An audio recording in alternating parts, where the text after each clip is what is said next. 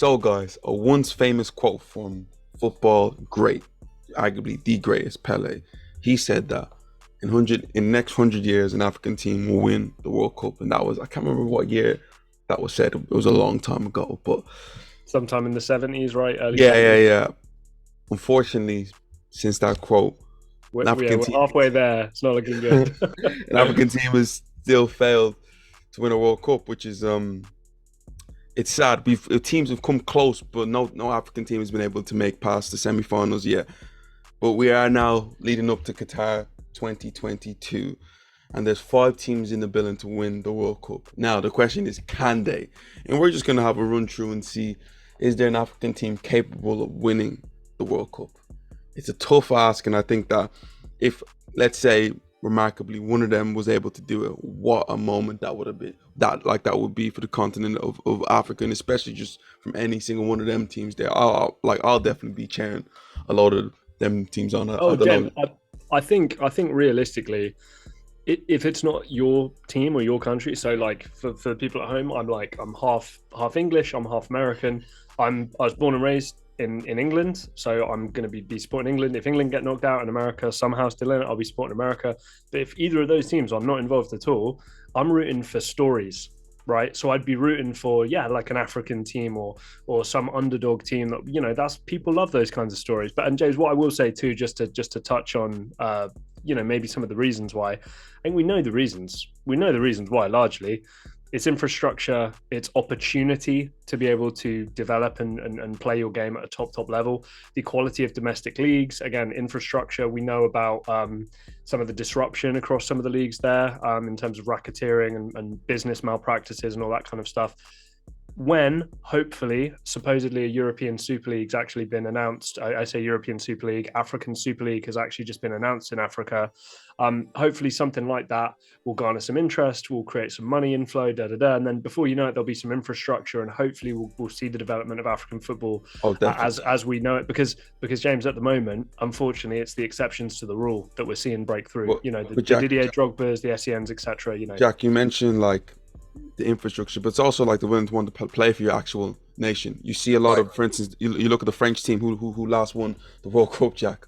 What, like 15 of them Mm-hmm. players came from African descent Yep. who had the eligibility to actually play for their teams, like for instance, Congo, Senegal. England, James. Think about there's plenty of guys in that English setup too, where parents from other parts of the world as well. So yeah, that's something again. There needs to be that pride aspect of it. And, Hopefully coming through as and well. I'm not gonna lie, I do have a big thing for, let's say, players who decide to play for, I don't know, your Englands, your Germanys, and go onto Twitter and say, come on this and come on that. But like, you had the chance to play for us at the time. You left us high and dry to want to go play for there. And also, I do, a big thing for me is like the disrespect that's shown towards like Africa as a whole when it comes to football, not just from like teams, but from players too. You're seeing some players, for instance, right now, let's say when AFCON's going on, they don't want to travel because their team told them like not to go. But that wouldn't happen for England, that wouldn't happen for Brazil, that wouldn't happen for anywhere else. But No. in, like, let's say if you play for a team like, I don't know, like it happened for Cameroon with Matip, where he decided I would rather play for Liverpool than go represent my country at AFCON. So just things like that to me just really irks me. But again, I can rant on and rave about all the problems that I like going just on I there. just think the only reason I brought that up is just because I think it's important that people need to know where it comes from. It's not just African players and African teams are bad. Like, no, that's not the case. There are other factors which have put us in the situation we're in. But yeah, sorry. Like if we're talking like talent, like there's Raw incredible, ability, yeah, for sure, 100%. But let's talk about the five teams who did qualify for the World Cup. To be fair, I don't know why African teams are only given five slots. To me, that doesn't make sense to me. But the five teams are Cameroon, Tunisia, Morocco, Ghana, and Senegal. Now, Jack, we're just gonna run through and see what team has a decent enough path to actually make the World Cup. Well, what I wanted to ask you here was how cruel are we going to be straight away? Because Oh, I Jack, can, Jack, I we have to can. be brutally. We have to Okay, be brutal. Let's just first of all look at Morocco. How much of a chance will the Morocco have? Like, let's look at their group. They got Belgium, Canada, and Croatia. is there a chance Morocco can get their way through the group and then navigate their way through the knockout I stages? don't No. think so. No, I mean, look, out of their group, sure, maybe. I mean, all you need is some of these big kind of giant teams to go up against each other and get a draw. Maybe the kind of third least likely team beats the most likely team, right? And then you have this scenario where the numbers just add up just right, where if you can sneak a win, sneak a draw, and then, maybe get another draw, you're through. But to win the whole thing, absolutely not. Absolutely not. Your best player is a fullback, and hey, he's a hell of a fullback in But Akraf Hakimi. But James, apart from that, talent's not there, and no, there's no chance for to Morocco. me, like they have some decent players there, like someone like Soufal, but you mentioned like the best players are fullback. The other best player isn't actually in the team anymore. We all know Right. what's happened with the spat between Ziyech and the coach. So I look at Morocco. Great that they were able to make the World Cup. If they can win a game, that would be great. Maybe get a few points there. But do I see them even getting out of the group? No, because I do feel Croatia is a bit too strong. So I'm gonna go for not a chance for No them. way. But Jack, let's move on to Cameroon. Now, Cameroon are a team who historically to me are probably the greatest African nation. When like Okay. when it comes to football, you look at what they've done. Gold medal. I think they were the first team to get out of the they were first team to make it to the last 16. You look at what they've been able to do with players like George Weah, Samuel Eto'o. But in recent years, Cameroonian football hasn't been as coveted as years past. But can they make it through this? Do they have a chance? Obviously, they had the controversy by how they went through um in the qualifiers, but Right. Who's in their group? Who's in their group there, James? so they got Brazil, Serbia, Switzerland. It looks Again, I hate to say it, I give Cameroon more of a shot than I do Morocco. But again, like, no, I don't think so. like Like, again, James, there's talent here, there, and everywhere in terms of across the pitch. It's just it's the average level across the board, and then strength and depth. That's what's going to let them down. And you mentioned it there. Okay, Serbia never perform up to the level, but you know how much of a fan I am of like a lot of Serbian players. I think that they will hopefully this time like show what they're made of. I think we all know for a fact Brazil are going through. So again, sorry, but no. yeah. I give Morocco more of a chance than Cameroon. I can see Cameroon Okay, losing all their games compared to Morocco, right. who, let's just say, for instance, right now, there's a chance that they could beat teams like Canada and Croatia. But Cameroon, on the other hand, especially like you look at the group, look how strong the group like they have against Right. them. I can't see them even getting a point, Jack. No. If I'm being honest, but Jack, let's move on to Tunisia. Now, to Tunisia in their group, they have Denmark, Australia, and France. Any chance for Tunisia, Jack? No. Your best player is a overly hyped 19-year-old who Man United fans keep telling me is the answer to like Paul Scholes or your next great midfielder. But I've only ever seen a couple of sideways and backwards passes and some fouls. And again, I'm not trying to be rude to this Hannibal Mejbri kid. I'm sure he's a more than talented guy if given the right opportunity and circumstances. But to me, like having a look at the squad list here, just keeping an eye on some of the players, if that's your kind of best bet going forward.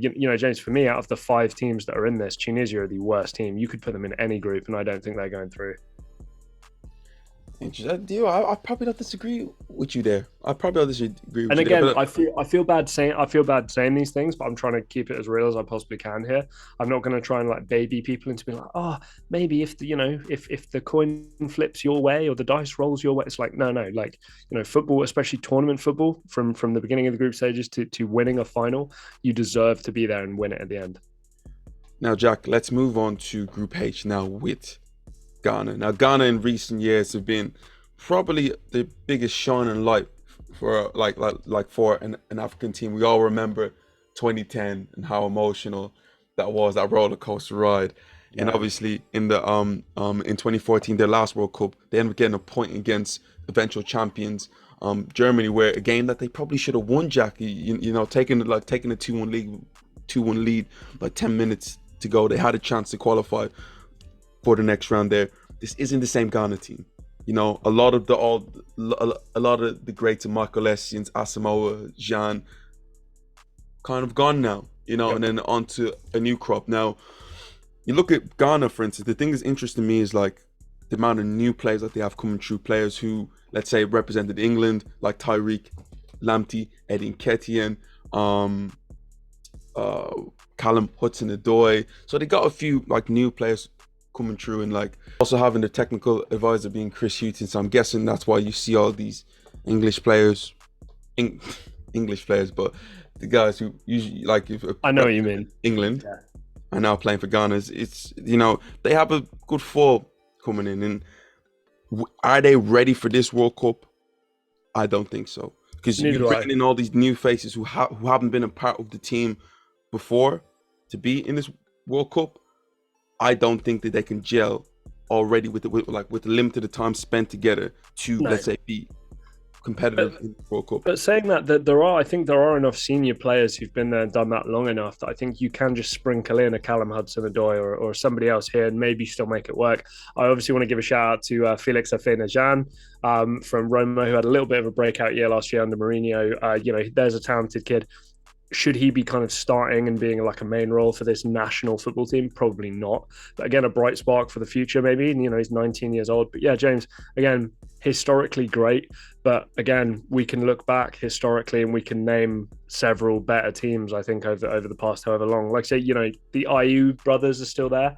So you still got Jordan and Andre Ayew. I know Jordan Ayew can be a pain in the butt to play against as well. And James, there's a European pedigree across them there. These are all, a lot of these guys are playing European football at like a reasonable level. Your pal Thomas Partey, right, is still playing for them too. So again, like there's talent, like pretty top level talent that's knocking around there. Again, it's putting it together, having a team ethos, and then also being able to execute. Because again, all those famous quotes. We had a great team on paper, but unfortunately, the game was played on grass. And to me, another one, Jack, Ika Williams, if he, let's say, desires to, let's say, represent Ghana, Jack, that's another big one. Right there. There's some serious good stuff I see from Ghana that if they can get all these players together now, I don't think it's going to be this World Cup. I think it's too soon to get players who've never represented the national team before to come together and to say that they're going to be successful like that. Right. No, but you gotta look at their group, Jack. Do you see them getting out? That's to me the first thing. Yeah, can you list off their group again for me? Oh, they got Portugal, they got Uruguay, and they also got South Korea. I'm still going to say no. I think a talismanic Som team is going to be a tricky one to play against, and then the other two teams are just outright better in Uruguay and Portugal. Portugal, obviously the outstanding name, but again, James, I'm not. I just referenced the quote about team on paper, team on pitch. I think Portugal are one of those teams where, yeah, on paper, this is like arguably the best squad or one of the best starting 11s in the whole of the World Cup, right? You'd argue maybe the best. But again, watching them actually play, you don't get as much conviction as you do when you see the names on paper. So again, if Ghana can really pull out a performance, could they beat a Portugal? Could they beat a Uruguay? Could they beat a South Korea? Yeah, absolutely.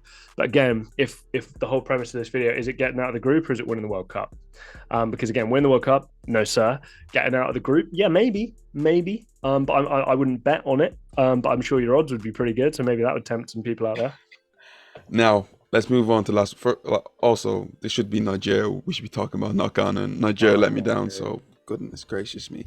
I want to think about that. But let's move on to, in my opinion, a big dark horse in Senegal. Now, Jack, you mentioned the word of getting out the group. I genuinely do believe that Senegal, if they can navigate their way throughout this group, which I see them doing, there is a chance to be a serious dark horse in this, in the World Cup. But Jack, what do you think? But before I start, let me just list out their group. They got Netherlands, Qatar, and Ecuador. Look, Jeb, I think again, I'm glad we saved the best for last year, and hopefully people at home are still listening and still watching us here. But yeah, this is the best opportunity, I think, for sure. We do not know what Holland are going to be at all. It's Louis van Gaal, so I think you can expect something, but I don't know what necessarily that will be. And then apart from that, who'd you say that? Ecuador and Qatar. Yeah, okay, the host nation, but quality in Qatar, do those go hand in hand? Probably not. And Ecuador, you should be beating. There's some kind of aging, I think largely speaking, aging stars there. Maybe some that won't even be playing. And yeah, James, squad quality, of course. You've just won the African Cup of Nations. There's talented, bona fide, legendary level players across the field there. whether that's a Kalidou Koulibaly, whether that is a, somebody like Sadio Mane, Kouyaté, Idrissa Gueye. Like I say, I've mentioned this with some of the previous teams, but there's European pedigree for a lot of these teams. They're playing top level club football, and then you throw in a couple of kind of younger guys who might be capable. Ismaila Sarr still there at Watford? We saw his brilliant goal from the other day as well. So James, yeah, like again, winning a World Cup.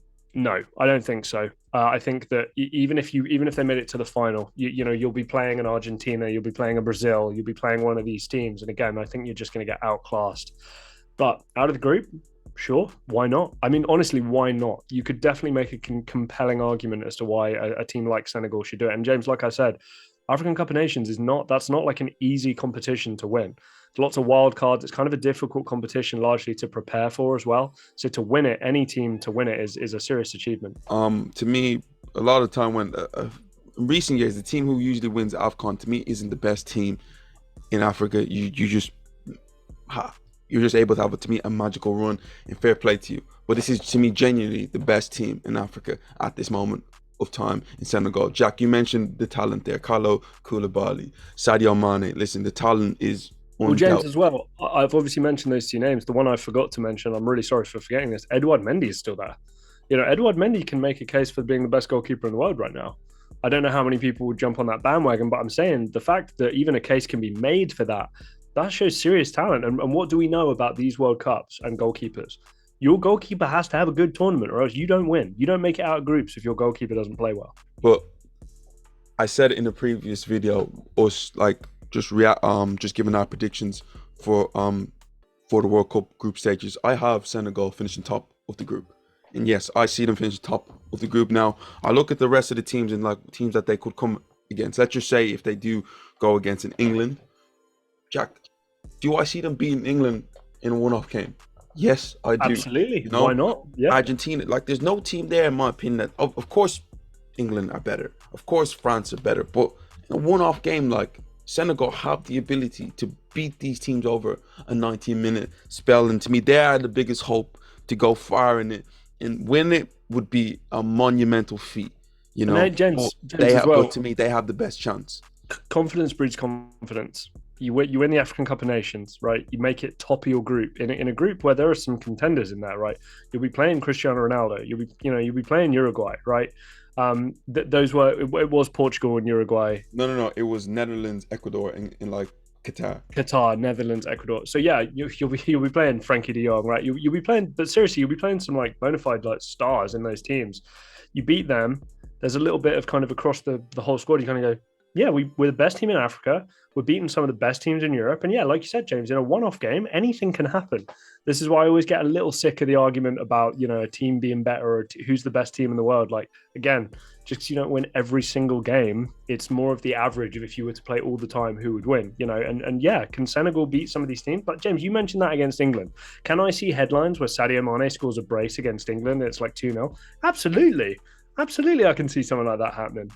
So guys, with all the doom and gloom and all the dismissing teams, at least we found one that could possibly go far and maybe win the World Cup. Big feat, but there is a chance there. But Cameroon, Ghana, Senegal, Morocco. Guys, tell me, who can any one of these teams?